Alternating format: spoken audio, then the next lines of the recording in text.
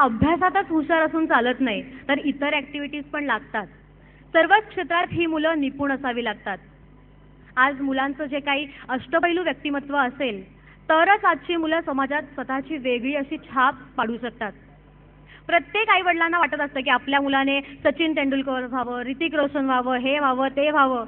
आणि प्रत्येक लहान-लहान मुलांचं एक सोनेरी स्वप्न असतं की आपण मोठं कोणीतरी बनून दाखवावं आणि आपल्या आई-वडिलांची स्वप्न साकार करावीत. खूप मोठं बनावं, खूप काहीतरी छान करून दाखवावं. याच आई-वडिलांच्या व मुलांच्या सोनेरी स्वप्नांना आकार आणि दिशा देण्याचं गोड काम करतात ते शरद उगले सर आणि त्यांची कलाभ्रमंती ही संस्था. तुम्ही कलाभ्रमंतीचं ऑफिस कधी पाहिलंय का?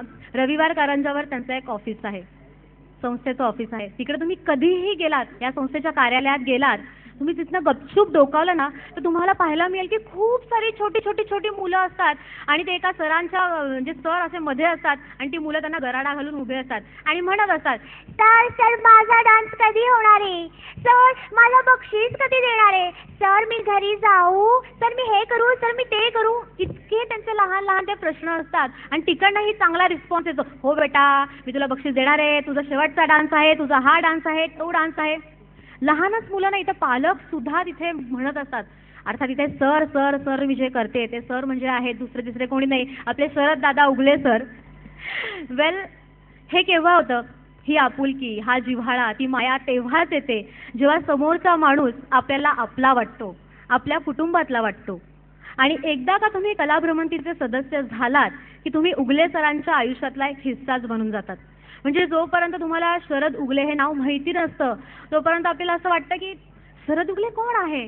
पण एकदा तुम्ही त्यांना भेटलात की तुम्ही त्यांचेच होऊन जातात. शरद उगलेच तुम्ही करत राहतात, त्यांचेच तुम्ही होऊन जातात आणि त्यांच्याबद्दल काय बोलू आणि काय नाही असं तुम्हाला नक्कीच होऊन जातं. अशाच या संस्थेमध्ये अनेक चिमुकल्यांनी, अनेक लहान लहान बाल कलाकारांनी विविध कलांमध्ये प्रावीण्य मिळवलंय. सो तुम्हाला माहिती आहे का आता इथे काय होणार आहे? सरप्राईज आहे जरा. त्यांच्यापैकी काही जणांना आता बेस्ट स्टुडंट अवॉर्डनी सन्मानित करण्यात येणार आहे.